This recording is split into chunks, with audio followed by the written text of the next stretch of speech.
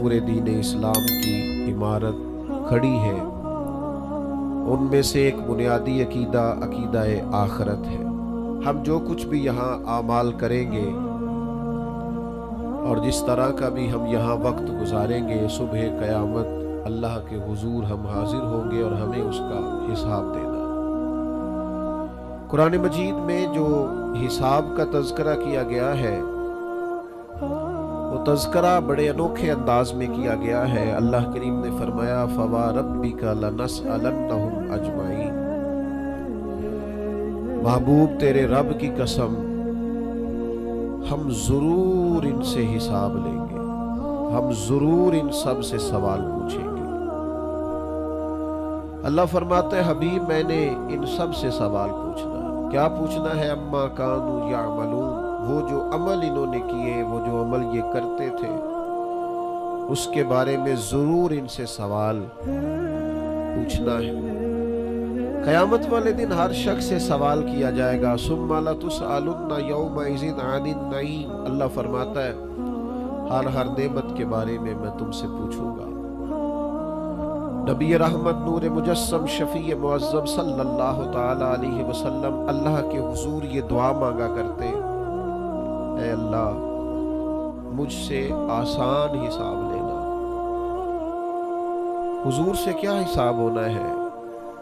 نبی پاک کے صدقے اللہ اگلے پچھلوں کی بخشش فرمائے گا، لیکن حضور جو دعا مانگتے کہ اللہ آسان حساب لینا، تو سیدہ عائشہ صدیقہ رضی اللہ تعالیٰ عنہ عرض گزار ہوتی، یا رسول اللہ صلی اللہ تعالیٰ علیہ وسلم اس کا کیا مطلب؟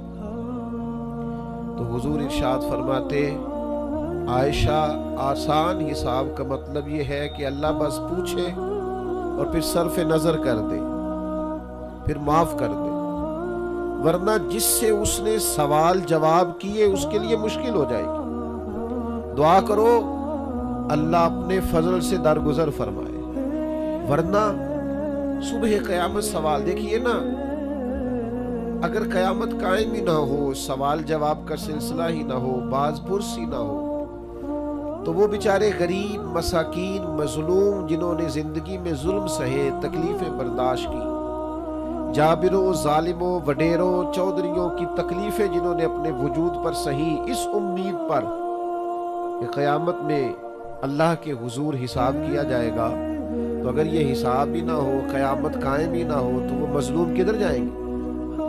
قیامت میں حساب ہونا ہے، اور یہ جو جواب دہی کا تصور ہے کہ ہمیں اللہ کے حضور حاضر ہونا ہے، یہی تصور ہماری زندگی کو بہتر کرتا ہے، یہی تصور ہماری زندگی کو بہتر کرتا ہے۔ اور جو اصل زندگی ہے نا، وہ زندگی بھی آخرت کی زندگی ہے، وَالْآخِرَةُ خَيْرٌ وَأَبْقَىٰ۔ اللہ فرماتے ہیں آخرت کی زندگی بہتر بھی ہے اور ہمیشہ باقی رہنے والی بھی۔ میرے بھائیوں یاد رکھیے گا، نبی پاک علیہ السلام نے خود دو ٹوک لفظوں میں اس دنیا کا تصور ہمارے سامنے بیان کیا۔ یہ جو لوگ کھو جاتے ہیں نا، مال کمانے نکلے تو پھر کھو گئے، شہرت کمانے نکلے تو پھر کھو گئے، عزت کمانے نکلے تو پھر کھو ہی گئے، اقتدار کے لیے نکلے تو کھو ہی گئے، اور اس طرح بھولے کہ اپنے آپ کو بھی بھول گئے، اپنے رب کو بھی بھول گئے، روز محشر کو بھی بھول گئے، اپنی قبر کو بھی بھول گئے، قیامت میں اللہ کے حضور حاضر ہونا تھا اس بات کو بھی بھول گئے۔ دو ٹوک لفظوں میں اللہ کے حبیب علیہ السلام نے اس دنیا کا تصور واضح کیا ہے، اس میں کوئی ابہام نہیں رہنے دیا، کوئی چیز مہمل نہیں چھوڑی، بالکل کھول کے حضور نے بیان کیا، اور ایک عام انسانی ذہن کی سطح تک اللہ کے حبیب نے اس دنیا کا تصور بیان کیا۔ وہ جو دنیا ہمیں بڑی میٹھی لگتی ہے، وہ جو دنیا ہمیں بڑی پیاری لگتی ہے، اور جس میں مگن ہو کر ہم معاذ اللہ غافل ہو جاتے ہیں۔ حضور گزر رہے تھے، بکری کا بچہ مرا ہوا پڑا تھا، اور پڑا بھی روڑی کے ڈھیر پہ تھا، کریم اسے دیکھ کے رک گئے، اور بالکل ایک عام انسانی سطح کے مطابق حضور نے سوال کیا، بالکل سادہ آدمی بدو بھی سمجھ جائے۔ کریم فرمانے لگے یہ بکری کا بچہ مرا ہوا روڑی کے ڈھیر پر پڑا ہے، مجھے بتاؤ اس کے مالک کی نظر میں اس کی بھلا کیا قیمت ہوگی؟ عرض کی یا رسول اللہ صلی اللہ علیہ وسلم، جسے روڑی کے ڈھیر پر پھینک دیا گیا ہے اس کی بھلا کیا قدر و منزلت ہو سکتی ہے؟ تو حضور نے فرمایا سنو پھر، اللہ کی نظر میں بھی اگر دنیا کے مال کی قیمت مچھر کے پر کے برابر بھی ہوتی تو اللہ کبھی کافر کو ایک گھونٹ پانی کا نہ دیتا۔